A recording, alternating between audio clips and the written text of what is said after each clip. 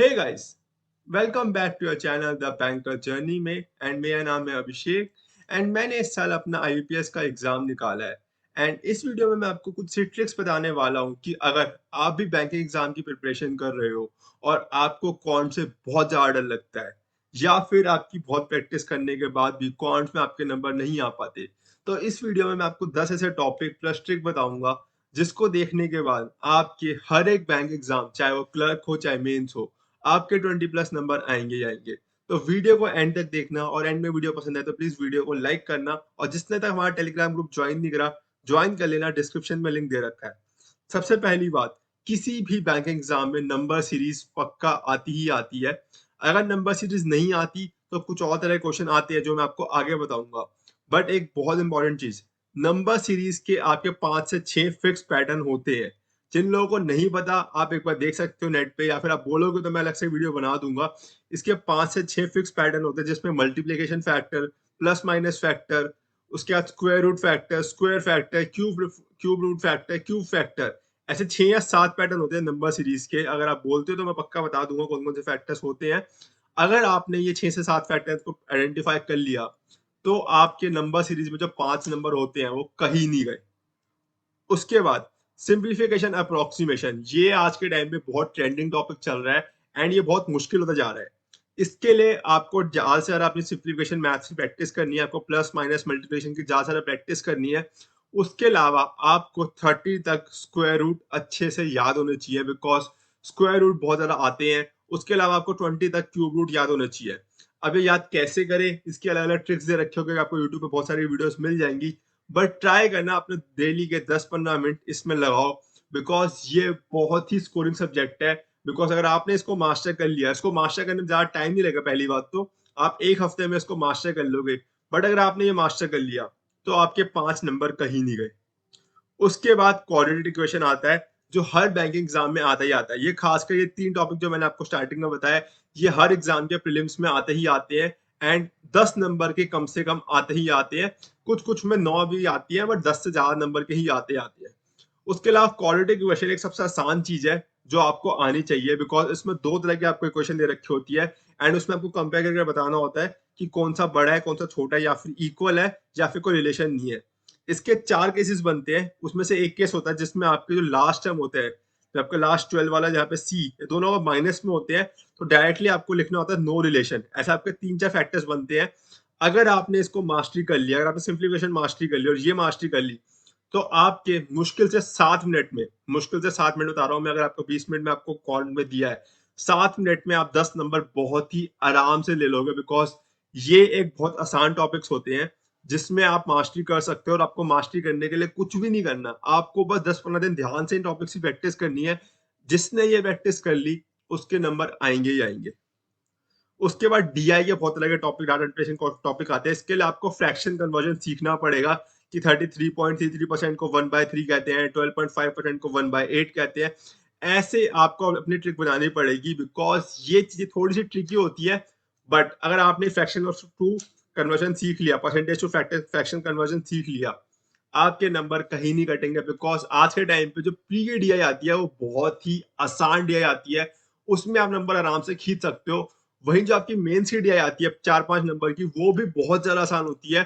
जो स्टार्टिंग में मैंने आपको 4 टॉपिक बताया, आपने इनको अच्छे से मास्टरी कर ली, सब कुछ सीख लिया, तो आपके प्री में 15 नंबर कहीं नहीं गए। वहीं आपके मेंस में भी बता रहा हूं मैं, आप 8 से 10 नंबर स्कोर कर जाओगे। अगर आप देखोगे प्रीवियस ईयर की कट ऑफ, मेंस में मैथ्स की खासकर कौन सी कट ऑफ 2 नंबर से ऊपर जाती ही नहीं, बट आपने 4 टॉपिक मास्टर कर लिए, आपके 10 नंबर बन गए और आपका सिलेक्शन पक्का हो गया। उसका टाइम एंड वर्क का बहुत इंपॉर्टेंट टॉपिक होता है, काफी लोगों को समझ नहीं आता बट आपको इसकी अलग अलग ट्रिक्स मिल जाएंगी। टाइम एंड वर्क एक ऐसी चीज है जो आपको खुद समझना पड़ेगा, इसकी कोई एग्जैक्ट ट्रिक नहीं है। अगर आपको ढंग से समझ आ गया तो आपने इस चीज में मास्टरी कर लोगे। अगर आप ढंग से समझ नहीं पाए, इसमें आप मास्टरी नहीं कर पाओगे। मेरा सजेशन रहता है इस टॉपिक में खासकर वो ये होता है कि आपको अगर कोई दिन दे रखा है तो उसको एक्स मान लो, और आपको टोटल वर्क दे रखा है तो उसको फाइनल वर्क मान लो। उसके हिसाब से एफिशिएंसी को सॉल्व करो। अगर आप बोलोगे तो मैं आने वाले दिनों में बहुत जल्दी मॉक टेस्ट भी लेके आने वाला हूँ जिसमें मैं आपको एक लाइव मॉक सॉल्व करके दिखाऊंगा कि मेरा कितना स्कोर बना। उसके बाद टाइम, स्पीड, डिस्टेंस के बाद, ये टॉपिक अर्थमेटिक के बहुत इंपॉर्टेंट टॉपिक में से एक है बिकॉज इसमें से कई बार आपको डीआई मिल जाएगी मेंस लेवल की। इसका आपको बहुत आसान चीज़ आपको याद रखनी होगी कि स्पीड जब भी इंक्रीज़ होगी, तो टाइम हमेशा डिक्रीज़ होगा। ये एक बहुत इंपॉर्टेंट चीज़, अगर आपने इसको याद रख लिया, आपका स्कोर बन जाएगा। प्रॉफिट एंड लॉस का बहुत इंपॉर्टेंट टॉपिक जो लोगों को नहीं पता, मैं बता देता हूँ। जब भी आप प्रॉफिट एंड लॉस के कोई भी क्वेश्चन करोगे, आपको सीपी को हमेशा 100 मान के एज्यूम करके चलना। अगर आपने सीपी को 100 मान के एज्यूम करके चले, आपका क्वेश्चन डेफिनेटली सॉल्व हो जाएगा, बिकॉज हर चीज को कॉस्ट प्राइस की कंपेयर में करना, बिकॉज इससे आपको काफी हेल्प मिलेगी और आपका क्वेश्चन काफी जल्दी सॉल्व हो जाएगा। इसके बाद परसेंटेज एंड रेशियो मैंने आपको बताया, ये बहुत इंपॉर्टेंट टॉपिक होता है, एक बहुत अच्छा टॉपिक है। ये बहुत बेसिक टॉपिक है जो आपको स्टार्टिंग में करना ही करना है। इससे आपका स्कोर बढ़ जाएगा। अगर किसी को दिक्कत आ रही है कुछ टॉपिक में और कुछ नहीं समझ आ रहा है कि उसमें कैसे कैसे करे या फिर क्या क्या चीज इंपॉर्टेंट है, तो मैं आपको बता दूंगा। आपको मैं वीडियो पिन कर दूंगा नीचे कमेंट बॉक्स में, या फिर मैं आपको अलग से वीडियो बना दूंगा हर एक टॉपिक पे सेपरेट वाइज। उसके बाद मेंसुरेशन का बहुत इंपॉर्टेंट टॉपिक आता है। आजकल काफी सारे टॉपिक से डायरेक्ट क्वेश्चन आ जाते हैं, जिसमें आपको वॉल्यूम पूछ लेते हैं, टीएसए पूछ लेते हैं, सीएसए पूछ लेते हैं। एंड लिटरली गाइस, अगर आपको इसमें बहुत ज्यादा टाइम नहीं लगने वाला, 10-15 दिन में आप ये चीजें बहुत आराम से सीख लोगे। एंड मेंस में, खासकर किसी भी एग्जाम के मेंस में, आपको डेफिनेटली इस टॉपिक के कारण 5 नंबर के क्वेश्चन मिल जाएंगे, बिकॉज ये एक काफी स्कोरिंग सब्जेक्ट है। लास्टली और एक चीज, आपको सबसे इंपॉर्टेंट चीज जो आनी चाहिए वो ये है कि आपको ऑप्शन एलिमिनेशन आना चाहिए। अब काफी लोग बोलेंगे ऑप्शन एलिमिनेशन ये क्या होता है, तो देखो यार, अगर आप कोई भी क्वेश्चन सॉल्व कर रहे हो, तो आपको उसकी वैल्यू पुट करके देख सकते हो कि कौन सा आंसर की वैल्यू उसमें पुट हो रही है। उसके अलावा अगर आप कोई पाई का क्वेश्चन कर रहे हो, तो आपको आंसर में देख सकते हो कि ऐसा कौन सी टर्म आई है जो 11 से डिवाइड हो रही है। ये एक बहुत स्मार्ट ट्रिक है जो मैंने खुद भी अपना यूज करी है, कि आप अगर आपके क्वेश्चन में पाई दे रखा है, तो ये बात आप मेक श्योर करके चलना कि आपके आंसर में ऐसा जो भी टर्म आएगी वो 11 से पक्का मल्टीप्लाई होगी। 99% केसेस में ऐसा डेफिनेटली होगा। तो अगर आप इन सारी ट्रिक्स को सीख गए, तो आपके बहुत आराम से 20+ नंबर आ जाएंगे। बोनस टिप बता देता हूँ, अपने जितने भी मॉक्स को अटेम्प्ट करो, उनको एनालाइज करो। एक एरर लॉग नोटबुक बनाओ, जो मैंने आपको पहले भी बताया। एंड प्रैक्टिस हमेशा टाइमर के साथ करो। काफी लोग मुझे बोल रहे थे कि मुझे अपने एक लाइव मॉक करके दिखाना चाहिए। तो यार देखो, मैं बहुत जल्दी एक लाइव मॉक लेकर आऊंगा, आपको पहले प्री का लेकर आऊंगा, एंड मेंस का उसको कुछ टाइम बाद लेकर आऊंगा, जब आपका मेंस का पेपर आने वाला होगा। बट टेंशन मत लो, मैं लेकर आऊंगा। एंड इस बार मैं ट्राई करूंगा कि मैं भी इस बार एसबीआई का पेपर दूं, अगर मेरे को टाइम मिलता है। एंड मैं आपको दिखाऊंगा कि क्या क्या स्ट्रेटेजी मैंने फॉलो करी एसबीआई क्लियर करने के लिए, वो भी लाइव स्ट्रेटेजीज आपको दिखाऊंगा।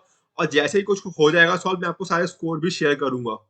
उसके अलावा आपको रोज फॉर्मूले रिवाइज करना है, शॉर्टकट्स को डेली रिवाइज करना है। अगर आपका कोई डाउट रह जाता है, तो नीचे कमेंट बॉक्स में कमेंट कर सकते हो। जिसने अपने चैनल को सब्सक्राइब नहीं किया, चैनल को सब्सक्राइब कर देना। जहां तक वीडियो देख ले, तो प्लीज वीडियो को लाइक करके जरूर जाना। मिलते हैं किसी और वीडियो, तब तक के लिए bye bye, tata, see you.